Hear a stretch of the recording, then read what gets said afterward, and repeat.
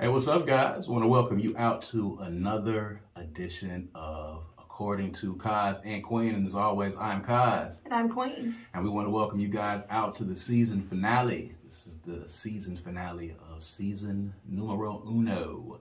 Number one, we want to appreciate, we want to say that we appreciate all of you guys who have stuck with us this entire season through 24 episodes. You know, of course, life happens.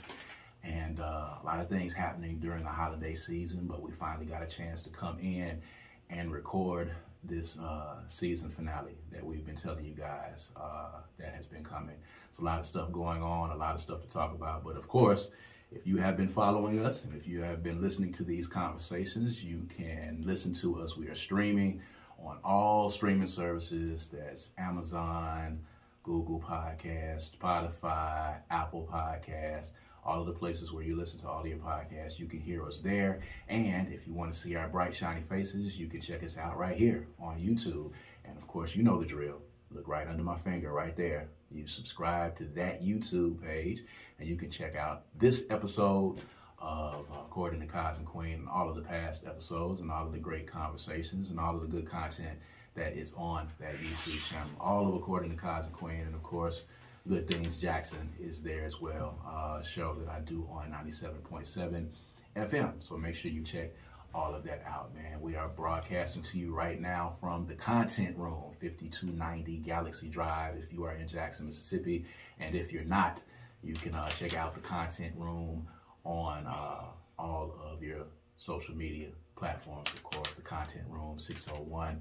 We are at the Synergy 2, 5290 Galaxy Drive. And if you are looking to start a podcast, or if you're looking to do content, this is the place for you to do. And this is the place where we have been doing season one of According to Kaz and Queen. And we appreciate, again, all of the support that you guys have given us, and all of the subscribers, and all of the people who stop us, you know, in stores, and stop us when we're out and about, and tell us that they're listening to the podcast. You know, a lot of times you do stuff like this and you don't know if people are listening.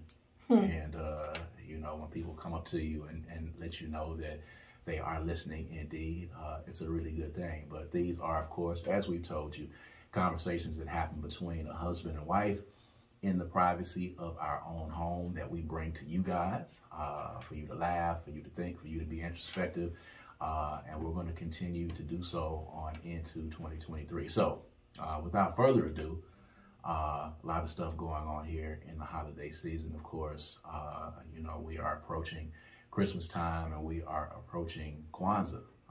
In the Franklin household, we celebrate Christmas and Kwanzaa because my wife and I were brought up, you know, celebrating different holidays. I was brought up, you know, celebrating Christmas, and she was brought up celebrating Kwanzaa. So we got the best of both worlds that we have inside of the Franklin household. So it's definitely a holiday season for us. For me, it's exciting because very soon the Christmas movies will be off of streaming services, and that can't come fast enough for me. I thought you said you liked some of them as long as they were in the right time. Yeah, we're in the pocket right now for the Christmas movies. This is the perfect timing.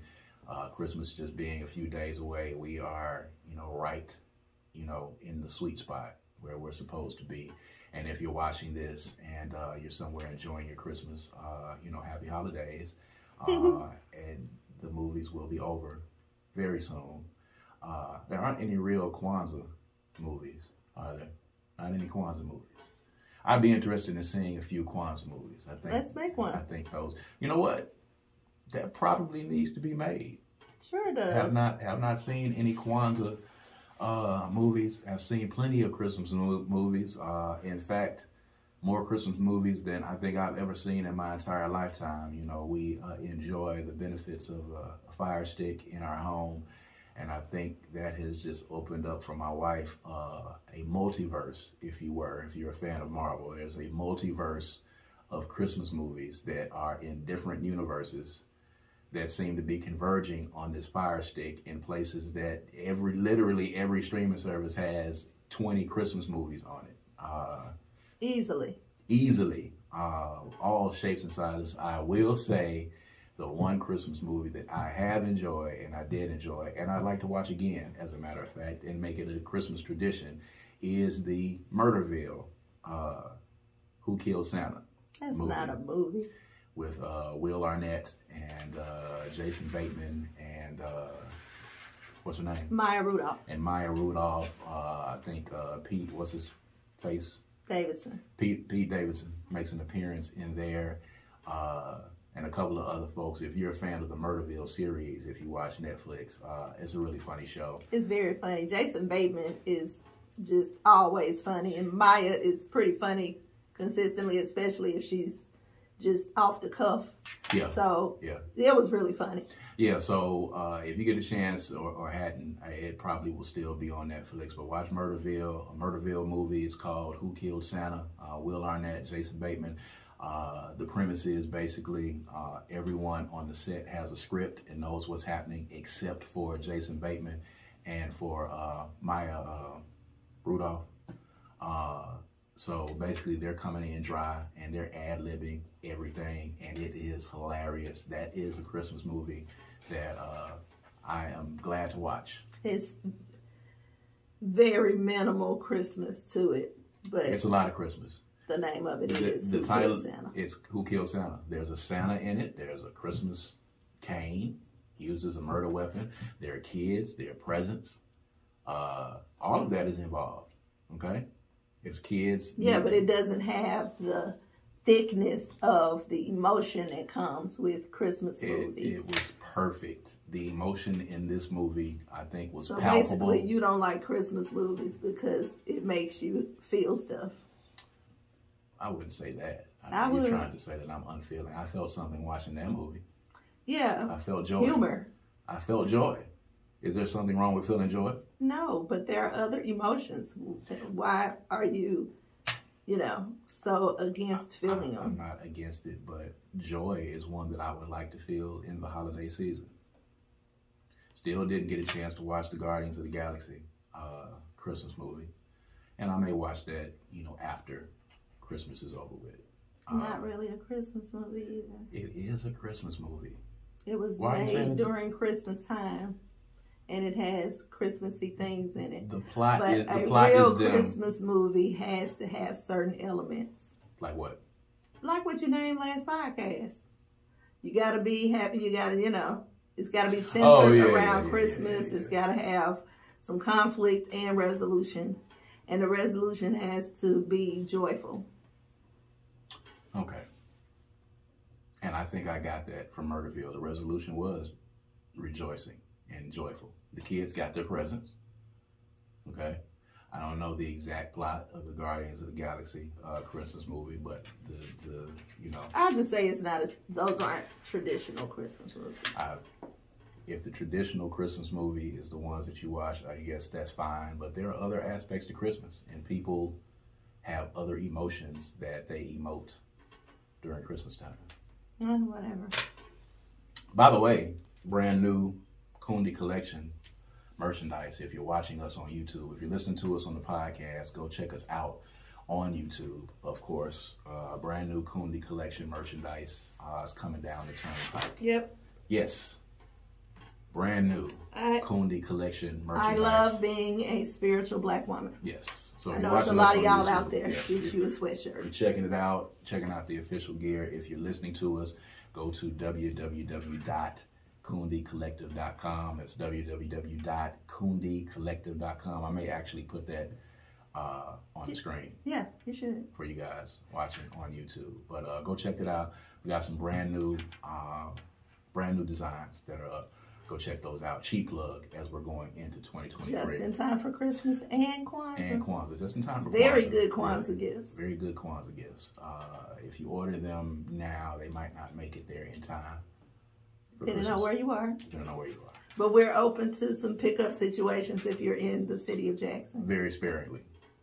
Okay. In the holiday season. All righty. Because we're talking about resting and restoring in this time period as well. Yeah. You know what I'm saying? Mm-hmm. So at any rate, a lot of things happening here at the end of the year, and getting to convince you to talk about these things, which for whatever reason I really don't understand. But the Queen and I actually went to our first doctor's appointment. And I will be remiss in telling you guys that this was our first time being inside of a doctor's office for me. It was probably the first time since about 2015, 2016 for me. It was the last time I think I actually went for a checkup. So it's about 7 years. So for you, it was about how long? A little less than that. A little less than that. Mm-hmm. So I can tell you that, you know, we were not frequently, we're not frequent visitors to the doctor for yearly checkups or even bi-yearly checkups or tri-yearly checkups. Had not gone in any situation at all whatsoever. So shouts out to Dr. Justin Turner and Turner Care in Jackson, Mississippi. Took great care of us. The staff was extremely polite and knowledgeable and professional. The wait wasn't long. They were nice. You know, we're taking all the tests, and they were taking blood and pricking fingers and doing all of that good stuff. And he took really good care of us. So shouts out to Dr. Justin Turner. If you've not had an opportunity to do so, go by Turner Care and, you know, let that gentleman give you a once over. It'll be really, really good. So, you know, we went in, had a few things and a few ailments that we wanted to kind of get looked at and looked into. And, you know, we got our results back. And, you know, as you could probably imagine, for not having gone to the doctor in, you know, 5 to 7 years, which is the window that we're in, we got a few things to work on. So I think it's important as we're ending 2022 that anybody out there that's listening to us right now, especially if you are in your late 40s or 50s like I am, and you are reaching those milestones in your life, it is very important that you make your health a priority and get on top of those things. So, you know, for me, of course, the usual things, being over the age of 50, you know, watching the carbs, watching the weight, you know, trying to make sure you don't go over that threshold to diabetes, and you don't go over that threshold to any of those other things. And, you know, you get a little lax on your eating. And I am and have always been a huge fan of Little Debbie snack cakes. I love them. I love sweets. I love cookies. And sugar is a very addictive thing. I think a lot of y'all might not even realize that, but some of y'all do. But sugar is a really addictive thing, man. And it takes a lot to get off of it because it's so friggin' delicious. Little Debbie snack cakes. But at any rate, you know, sitting in the doctor's office, not having been in there for a while, you know, what was running through your head? I was sitting there next to you, and I was kind of taking a look at you. What were you thinking about? I was thankful to be in there. I really didn't want to go before Christmas. I feel forced because I had to go before Christmas. But, you know, I was just thankful to be having it. It's been on my mind for a while to go. But, you know, as a self-employed individual, it's not as easy as it once was to just call and make an appointment and go in and pay a copay. And, you know, things are a little bit more difficult for that. But I'm thankful that we were able to go. I'm thankful that it was Dr. Turner. He was very thoughtful and considerate and attentive. He didn't, you know, make you feel bad about what we haven't done or what we need to do and all of that, which is sort of an issue for me with going to the doctor. I think they call that bedside manner. That's important for me. So going into the new year, wanting to get a fresh start, recognizing that we are not in the same bodies we were 20 years ago, and also acknowledging that it's our patterns and our eating habits, the way we treat our bodies is showing up in our daughter. Yes. So we have to be more thoughtful about what we present to her, which was the biggest thing for me, because she eats like I eat, and that's horrible. It's terrible. she doesn't see the you know, the negative aspects of it because she's, you know, a teenager and she's burning things off and calories don't stick and right. You know, 12-year-old metabolism. Yeah, that metabolism is kicking in and strong, so she doesn't really have it. But you know, some of the things that we found out run in both sides of our families that could certainly affect her if she doesn't already have awareness. Right. So we discussed with her what those were and how we're going to be making changes in the household as far as what we eat, how we eat, when we eat. And that's going to affect her. And it's going to be hard. It's going to be very challenging because if it ain't a hot wing or some pizza or some noodles, let me tell you, she's going to have problems. She could eat hot wings, guys, every day. She could eat wings, mild wings or honey chipotle wings from Santa Fe Grill. She could eat those every day. Yeah. Pizza Hut wings, Buffalo Wild Wings, Wingstop wings. Any wings. Wings, period. She could eat those and fries. She could eat them literally every day, 2 or 3 times a day. And sometimes she don't even want fries. Right. She don't want them to interrupt her wing experience. Yes. You know, noodles. She's a big connoisseur of noodles, popcorn, just all of the terrible things that a teenager can get a hold to. We haven't done a super good job of being examples for her. We've sucked at it, and we've done a horrible job of, you know, just having some other things prepared for her as alternatives to her eating the noodles. You know, because really she just eats that because she's hungry right then and it's quick. Well, you know, with us moving around like we do a lot of times, you know, she has to take care of her own self. You know, go in there and kind of, you know, fend for herself. She's really independent at her age, but at the same time, you know, the choices that you have available are just as important. So, right. You know, we have to make better choices be available. And, yeah, we have to get her out of, you know, her mother's taste realm of very limited things that you guys eat. So the plan is to try different things. I made a post on yesterday asking my Facebook family for ideas to utilize avocados in my diet a little bit more. It's a superfood. It's really, you know, something I want to dive into, and the responses were amazing. Mm-hmm. I got some really good tips and things that I'm going to try. So I'll be doing that with a couple of other things because, yeah, I have a limited palate.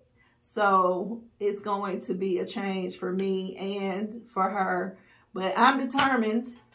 I am definitely going to do it at my pace. I'm not going to be forced to feel bad about whatever I'm doing, when I'm doing it, how I'm doing it, and if I'm not doing it the same way as somebody else. So I'm looking forward to it, and I'm challenged by it. I never back away from a challenge. Okay. Well, we're going to see what happens in that regard. Yep. Excited. You caught that little bit of... No, I didn't. You didn't catch it? Okay. It just went right past me. Sure. Yeah. But right. You know, we'll see. It's important. We want to make sure that we stick around here for the little one.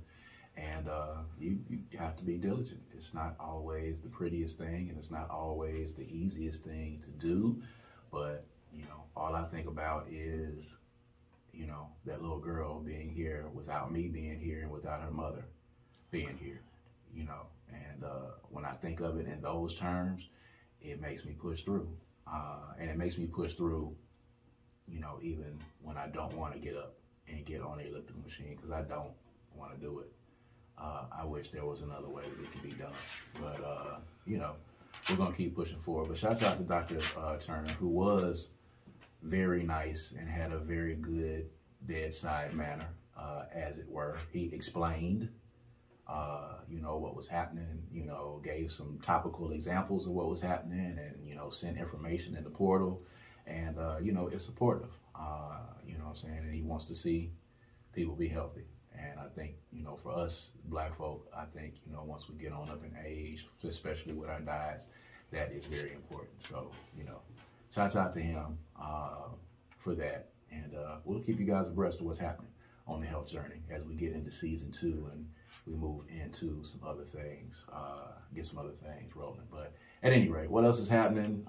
We talked about this morning, and I wanted to get your thoughts on it because you provide a different perspective. We've talked about this before. You know, there's another rash here at the end of the year of folks who are denouncing and renouncing their affiliations with Greek letter organizations. For those of you that don't know, I'm a member of Alpha Phi Alpha Fraternity. You know, I'm always intrigued at these folks that you see get on Facebook. And I think there was a Facebook Live recently from a young lady who wanted to renounce or denounce, you know, whichever word. That word gives us all some problems. But wanted to renounce or denounce her membership in Delta Sigma Theta. And she had a Facebook Live about it. This is the second time that she's done it. You know, folks are making grand productions out of this denouncing that they're doing, and, you know, burning letters and putting letters in the trash, and all under the auspices of dedicating themselves to Christ or to a higher power or to church, and saying that the Greek organization that they joined is impeding that. So they want to make a production out of it. I find it to be foolish. I personally, you know, in my fraternity or in my Greek history, don't see or haven't seen anywhere where people are told to, you know, worship fraternities and sororities over their God, or to make fraternities and sororities the most important things in their life, forsaking all other things. No crazy, you know, all the things, you know, the rituals that people are talking about that are taking place, that are taking people out of the religious realm into the devil realm. And, you know, everybody finds everything satanic these days. But, you know, you had an interesting take on it. You know, we don't always agree on things, but, you know, when you saw it, and I think you've probably seen it here. Haven't seen it. Well, having seen it previously, or having heard of people who have done it, and knowing some people who, you know, just at a certain age, just, you know, stop participating or not involved with their Greek organizations. Now, what are your thoughts on it? Well, I mean, so on one hand, you know, everybody has a right to their own perspective on things. If this lady, this individual feels like her particular chapter is doing this, maybe it's something we don't know. I don't know. But I will say that I personally, I'm not affiliated with any sorority. But I personally feel like we have the power to control how much other people control us. Mm-hmm. So maybe she's gotten to the point where she feels like this is infringing on her religious experience. I mean, you know, we don't know what she's going through, but at the same time, I don't see how one is even related to the other. I don't know what they're doing in their chapter, in their sorority, but I don't even see how one thing has to do with anything. Why are they even being combined? How is being a Delta having any effect on her religious belief at all? Right. I went to Tougaloo, have good friends that are in all the sororities, so I've never seen it. Never ever seen it. I've seen them go to church together. I've seen them worship together. I've been in the gospel choir with them. So I've seen them still practice their religious beliefs. What I haven't seen is somebody have a problem with the organization, like infringing upon their religious practice. I haven't seen that. Right. Now I will say that I don't typically, I have one or two Greek friends that I'm around on a regular basis. And if you did not ask them directly, you never know that they were even in a sorority. And that doesn't mean that they're not active. Right. That just means that they don't lead with it. It's not their identity. Right. So I believe that maybe this person who posted this is having an identity issue. But hopefully she'll get to it. She'll, you know, work it out, whatever this thing is. Making a broad, public, live type of thing. A display. That part is a little troubling for me, because if it's that serious for you, I feel like things that are religious and spiritual should be private and personal and individual. So I don't really know why it would be necessary to make such a proclamation publicly. If that's what you're going to do and that's how you feel, then okay, you don't have to publicize it. That's just me. That's just my opinion. When you start publicizing it, then it lends to the credibility or the real reason why you're doing it. Like, what's the real reason? Because, I mean, I know people myself who, you know, have pledged fraternities and sororities, and, you know, as they have gotten older, you know, they don't participate, they don't go to meetings, they don't, you know, pay dues, they don't wear paraphernalia. You'll rarely know it, just like that you were saying. And, you know, even in that instance, you know, they didn't make a big grand display of it. You just can stop going and stop participating. I think, you know, when you try to put on this show and this public denouncing of something that, you know, for black folk, the importance of fraternities and sororities and the reasons why they were founded in the early 1900s in the first place as social organizations, because, you know, they were not allowed to join, you know, the other fraternities and sororities that existed, and these things being found on the campus of, you know, Howard University. First of all, you know, AFIA was founded at Cornell University, but, you know, for those that were founded on Howard University, the alpha chapters of all of these fraternities and sororities that were founded there, it's very significant for black folk. I mean, it's not chopped liver at all whatsoever. You know, it's a part of our struggle and a part of our history. And nowhere in anywhere in this instance is, you know, are you told to denounce God or to worship the fraternity. You know, these are social organizations that do work in the community, you know, with, you know, terms and traditions that are steeped in African and Egyptian, well, Egypt, which is in Africa, but they are stemmed in African traditions. There's nothing, you know, really Greek about them at all whatsoever outside of the letters, and definitely nothing in it that's satanic at all whatsoever. It was interesting because I had on, you know, I posted about it, you know, on my Facebook page, and I actually had, you know, one of my big brothers that pledged before me at Delta Phi chapter at Jackson State University. He is a pastor. He has his own church. And then I have a friend of mine who was SGA president at Jackson State University, who was a pastor, who was a member of Omega Psi Phi, and was an officer in the fraternity as well. And both of these men pastor their own churches, and they lead their own flocks. And even they said that, you know, in no way, shape, form, or fashion was their religion ever compromised. And, you know, it's just crazy to kind of see that. I forget the word that you used. I think it might have been on the very first podcast that we did to describe something. And I was like, oh, you pulled out that word to describe my feeling for people who... Déclassé. Déclassé. There it is. It made an appearance at the beginning of this season, and here it is in the season finale. For those people that are doing these grand displays of denouncing your fraternity and sorority, I find it to be déclassé for you to do it. I couldn't think of the word right off, but thank you for that. I got you, babe. It's déclassé for you guys to do that. I think it's foolishness. It's in poor taste. You do have the right, however, if you find that the fraternity and sorority no longer holds a specific place in your life and doesn't hold the same position in your life, it's cool for you to do something else. A lot of us are parts of organizations and do things that we find are no longer a part of our bigger plan, and we move on, but we don't have a press conference.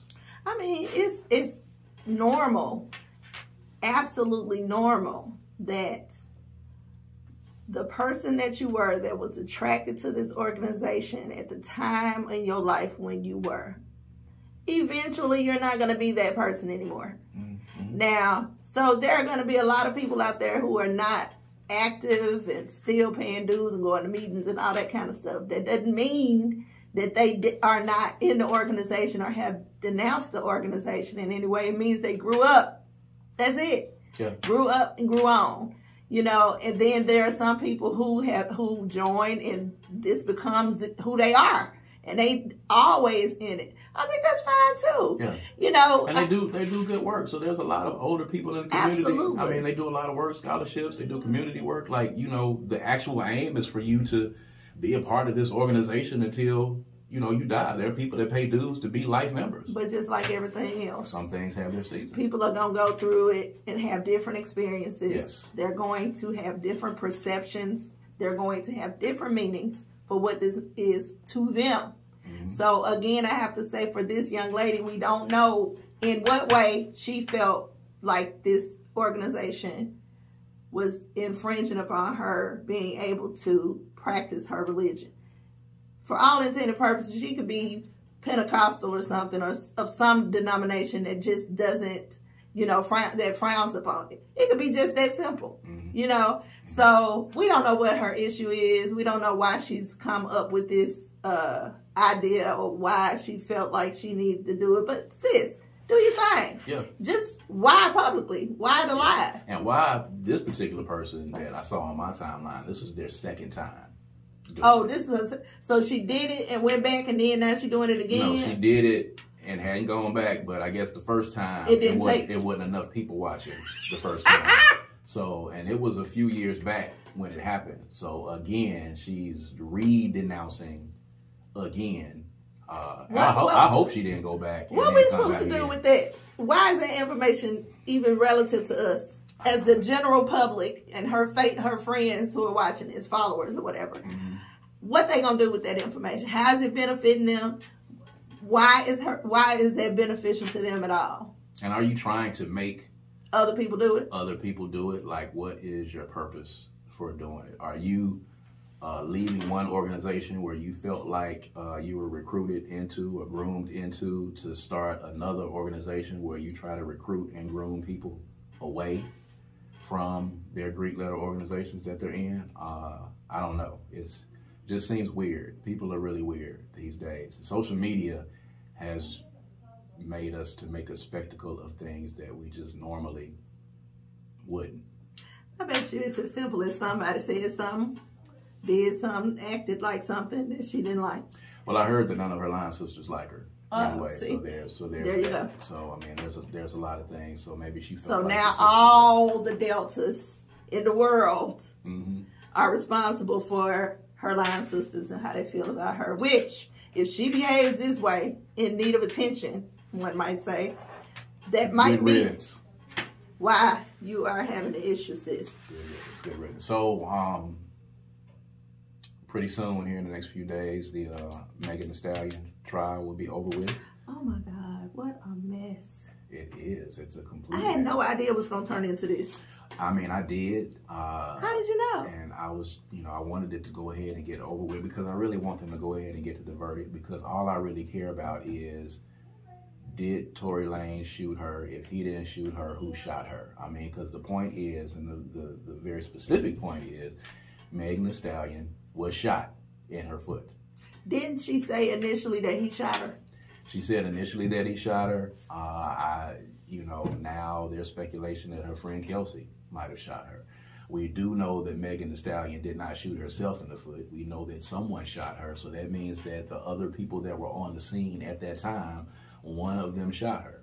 Okay, no gunpowder residue was found on Tory Lanez's hands, on his fingers, I think, but there was some on his hands. There was some residue on Kelsey as well. Kelsey has changed her testimony 3 or 4 times. She was trying to get immunity, and then she lied, and we found out that she possibly took some money from Tory Lanez.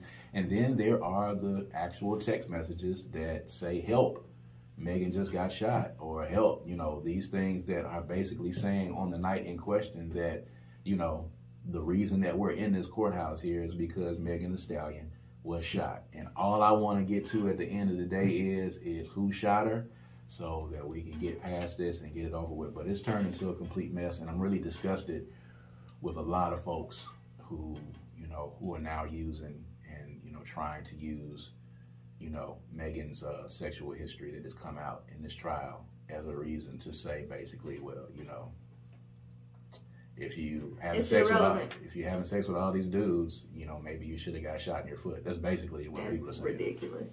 It is ridiculous. That is absolutely ridiculous. It is ridiculous. So, I mean, what have you thought, just watching all of this? I feel sorry for Meg. I'm not even a fan, y'all. I'm not even a fan. That's fair. I'll be perfectly honest with you. I'm not a fan. That's fair. But I think the biggest thing that I have witnessed or noticed that bothers me about this is how she keeps trying, sometimes subtly, sometimes not so much, to make people aware of the prejudice and discrimination per se, or favor that is on the men in this industry, and how easily it is to poo-poo the women. Absolutely. Especially the successful women. Exactly. Now, I have a problem with that.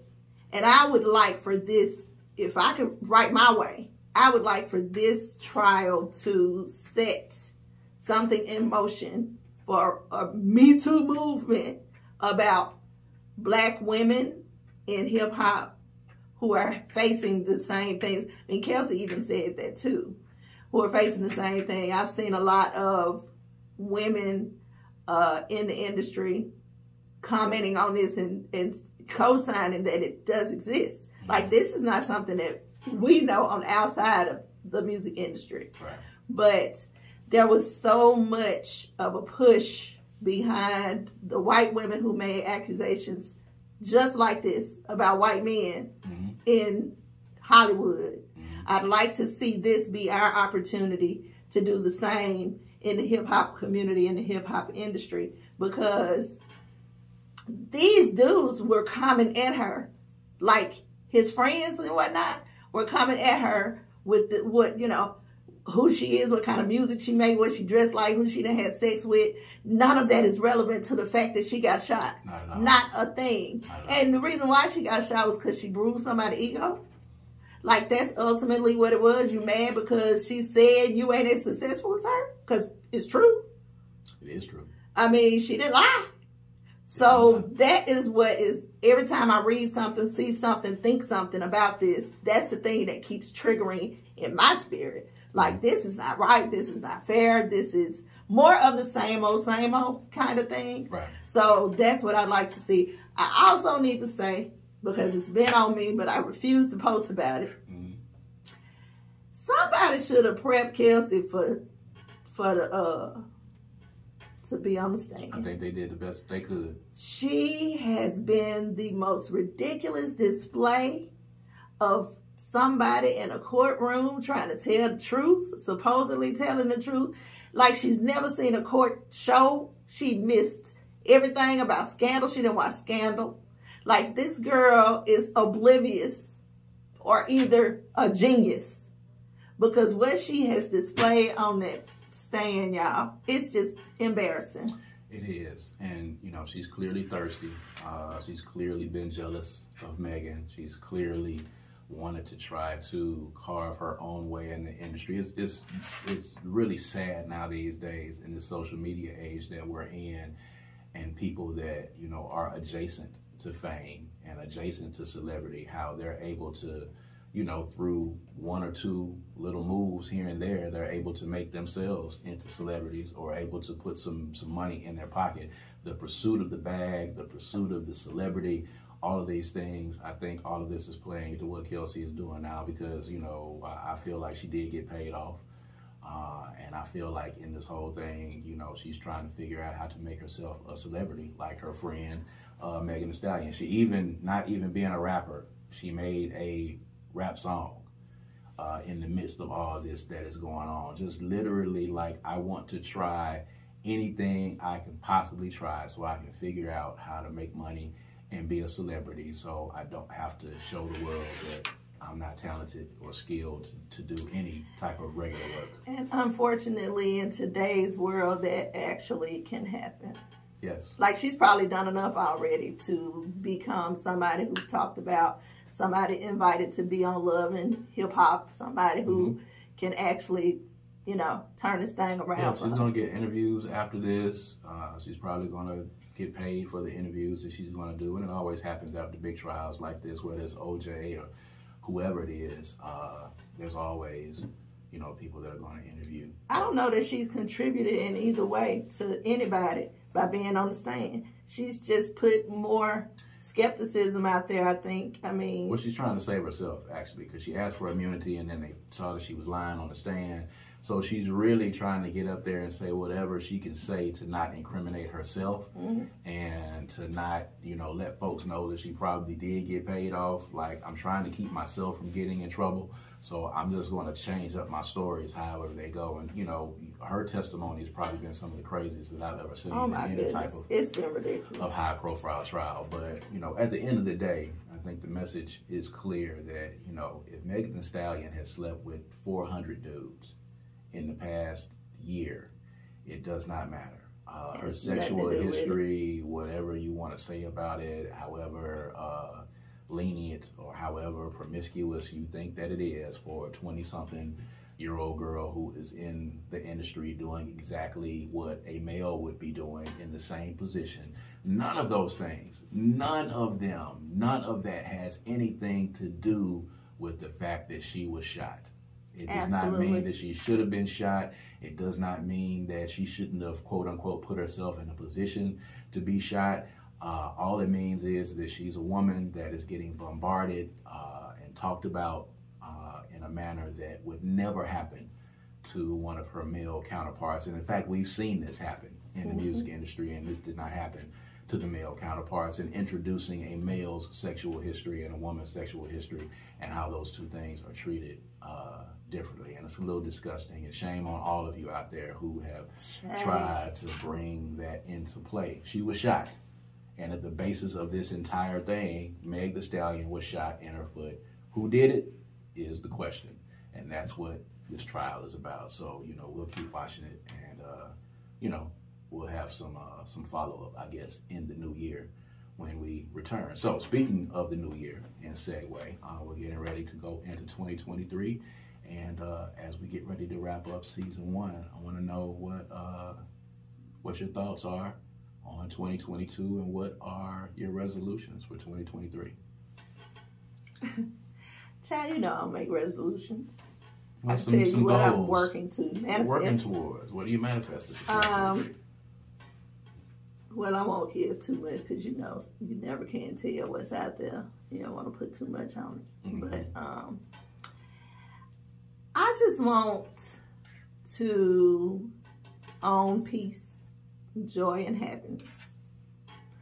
I intend to focus a lot more on my spiritual journey, which includes my physical health. I intend to focus more on that. I'm starting to wrap my head around what that looks like. Took a minute, but I'm starting to wrap my head around it. I'm looking to work more with her Run to Freedom. I had to completely put it down. So I'm looking forward to picking it back up and picking up that ball and running with it. I'm looking forward to building my business and expanding Queen Franklin's Closet, expanding my sessions and meditation. I'm working on a retreat right now, so y'all keep your eyes open and ears open for that. So, I just want next year to be about building upon the foundation that 2022 was set, because 2022 was a brand new year for me. It took me fast. Like, it was a lot of work for me spiritually. It was a lot of stuff that I had to learn about myself, and now that I have learned those things, I think that I'm in a position where I can make the proper adjustments to have them be beneficial to me being a better version of myself. So I'm looking forward to implementing those things in a positive way that will also benefit the people around me, and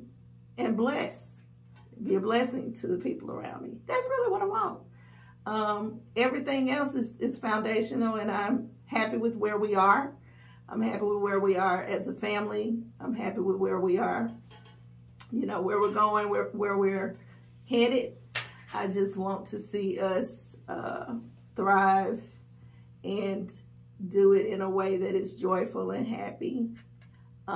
People don't understand how significant peace, joy, and happiness can be.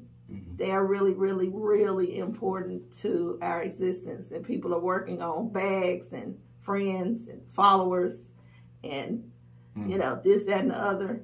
And those things you can have, but they don't measure up to the worth and value of peace, joy, and happiness. So that's my aim, to let that be enough. And I will add on to that, you know, peace, joy, and happiness, and integrity, and doing things with purpose. You talked about, you know, people chasing the bag and chasing followers and chasing fame, and all of that is good. I think, you know, we saw a lot, and I learned a lot this year from watching folks and just reading folks' comments and their reactions to things. You know, how they reacted to Kanye, how they reacted in this Deion Sanders conversation, how they reacted in a lot of the controversial conversations that are here. And, you know, it got really tough for me at one point because it just seemed like everybody wants to get the bag, and they don't care how they get it, and they don't care what they have to do to get it, and they don't care who they have to step on to get it. And, you know, operating outside of integrity, operating outside of morals. You know, we'll leave you if we got to, we'll step on you if we got to, you know, we'll say whatever we have to get what have to get where we want to. You know, we got to level up because we got to move out here, and we got to move in this gated community, and we got to go over here and move to this school, and we got to go over here and do this. Just this whole thing now on social media where, you know, people with money and fame and fortune and celebrity, you know, people feel like they're above reproach. And so, you know, we saw a lot of rich black folk and a lot of famous and black folk, black celebrities just say all kinds of ridiculous things out of their mouths and do ridiculous things and do things that, you know, people should have held them accountable for and didn't. And I want us as a family, and we always have, is to move with integrity and to move with purpose, you know, to look for and to push for and to work for prosperity and to work to be happy and to work for our family to continue to grow and evolve, but to do it in a good fashion, to do it in a righteous fashion. 2022 was a very taxing year. I learned a lot and started, you know, myself, you know, on a journey, you know, of discovery and rediscovery, finding out what's working and getting over some things. And one of the things I learned is you got to be patient because it takes time. It doesn't happen in a couple of weeks. You can't just say, I'm going to detach here and I'm going to unplug here and I'm not going to let this bother me and I'm not going to let that bother me. That's easy to say right off the bat, but it actually takes time. You got to work towards it and you got to work to it. And, you know, I will correlate a lot of that in, you know, how I did end up, you know, going back to, you know, engorging on the sweets and doing all those things that, you know, were not the best for my body and my health, because I had kind of gotten into a rut a little bit.